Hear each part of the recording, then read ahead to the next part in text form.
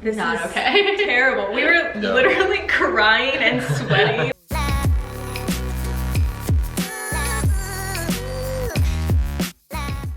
Hey guys, so we are back today with our friend Nate. I'm back. Can't get rid of him. So anyways guys, we are here today to talk about, oh my god, the frustrations of being a foreigner here in Korea. So we love Korea. Korea's great. But as a foreigner coming into any country, there's going to be hurdles and challenges, and we just want you guys to be fully aware of what you're getting yourself into before you come in and just be like, exactly like Exactly like that. exactly like Exactly like a language barrier that you always hear every expat complains about.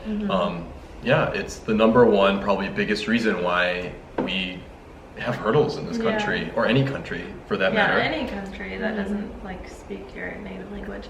But like, obviously we try. It's not like we're just like, only speak English to me. But it's hard. Can you imagine? Like, there's not as many foreigners here who can like fluently speak Korean as like, some other countries where a lot of people have been traveling there for a long time and like have learned the language.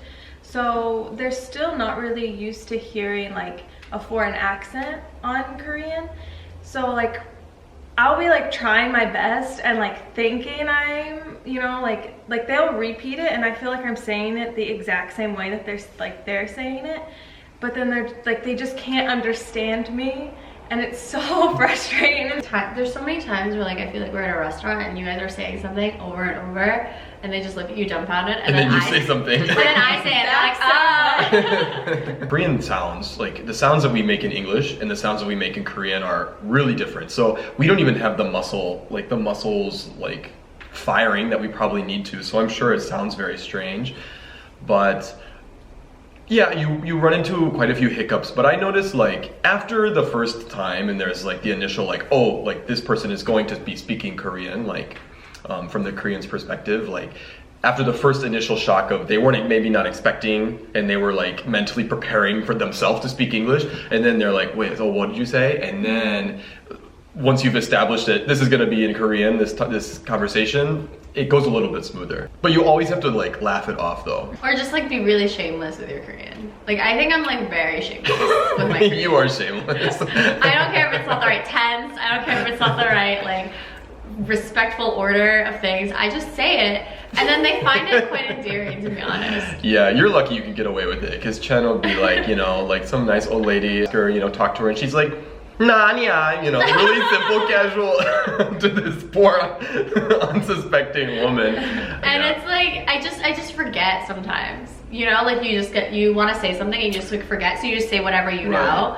And that's what happens to me, and like it's not always maybe in like the sometimes it comes out as punmala and I like don't mean it to, but it, I guess it works. So what are you gonna do? Yeah. No one has gotten like angry at her. No. Nate made a point to tell me that his name is too long. My full name is 9 syllables long, first, middle, and last, and so my name just simply does not fit in Korea. My phone plan, on my bank, especially on like some online verification, like security verification. Whoever designed the page only made it so like for 9 characters max, where my name is more than 9 characters.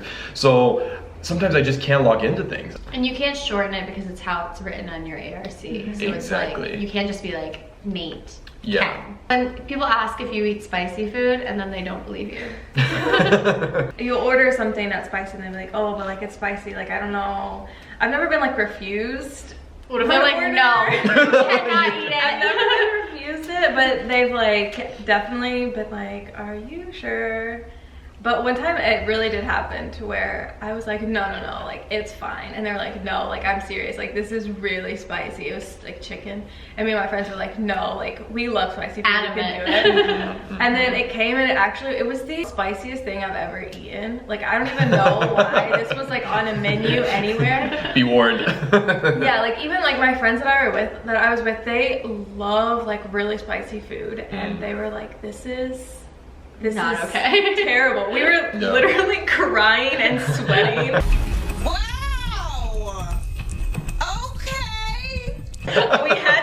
because they were watching us. Like we have to show them we can eat this. Being approached inappropriately can by lots of happen. people. Yeah, Including outside of cult cults. work. This is, I have cults. I wrote cults as like parentheses cults. I'll be like, are you in college or are you like blah blah blah? So I pull up my foreign card really big and I just go, What? I'm like, excuse me, I can't hear you. I have my headphones in.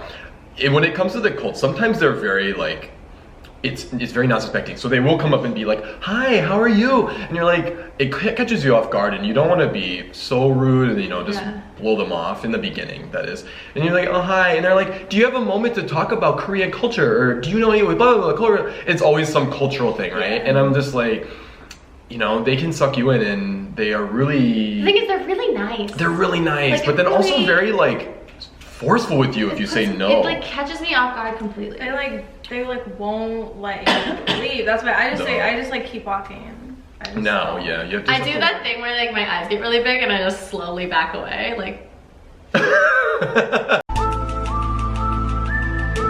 These cult people though, they speak English really well. They do. Yeah, that's Or the other they thing. have foreigners like careful. in the cult. She seemed like really normal at first, like a college student. She came up and she was like, I'm looking for some store, but it was literally like around the corner. We're like, oh, it's like right there, and she was like, oh, thanks. And then she was like, oh, where are you from? Blah blah blah blah blah. And she hit us with, I'm like in this group that we talk about Korean culture. Like, do you want to come right now? And we were like, oh, I thought you were looking for the store. Like a friend from work who she like had been talking to this guy on Tinder for a while, and they decided to meet up, and he was really like, his pictures were really attractive, so she was like 90% sure she was getting catfish, but she just like had to see because, you know, she's waiting in this like public space for him, and it had been like 30 minutes past the time that they were supposed to meet up, and she like kept checking the like Tinder app to see, like she had messaged him, but she was like trying to see if he had like read it or whatever. But she noticed these like two foreigners, like one guy, one girl, and they had just been like hanging around watching her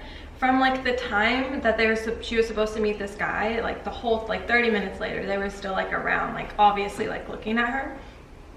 She was like, that's weird, but like maybe they need like help or something, because they eventually came up to her and they started talking to her, and they were in like this club and they were doing like a survey or something, and they kept like asking her all these questions. And they got like what they wanted, and they wanted her to come with her, but she was like, oh, I got it, like I'm waiting for someone. And so they left, and literally right after they left, she like went back on her Tinder app to like see if, you know, this dude was like gonna message her at all, and he had unmatched her. So she's like 95% sure this cult was like reaching out to people on Tinder. Listen, they gotta use all possible outlets. And then the last one is, I guess, our position of being foreigners in Korea and our limitations as being mostly only being able to teach English. So I think that's like the biggest frustration for most people. Most foreigners in Korea is like, this is pretty much your one outlet for a job, unless like you, I don't know, somehow make if it. you're like fluent at Korean. Yeah, if you're like fluent in Korean, it's totally different. Like if you pass all your exams. But that's also a process. Like even regardless, if you're fluent, you still have to go through this process of accumulating points to apply for a visa that would give you a status that isn't limited to only teaching English. Even our, like, you know, our visa is so limiting that like it's not just for teachers. This is for only teaching English conversation. You can't teach English literature. You shouldn't be teaching grammar or something like reading, writing courses. It's English conversation. And it is very limiting, especially for those of us like us three. We're not teachers by trade. We're not teachers by education. Everything that we've learned on our feet, like trial and error. And it's a very fun job. It's a very rewarding job. It's not the job that I want to take forward with me into the future.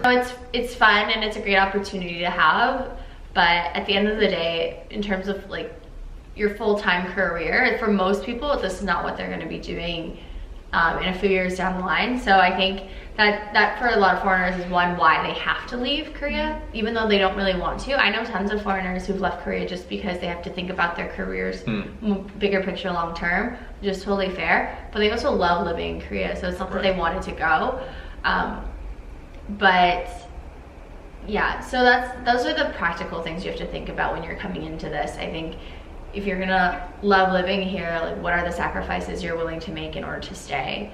The decisions you make will have consequences that will haunt you for the rest of your professional lives, and so have fun.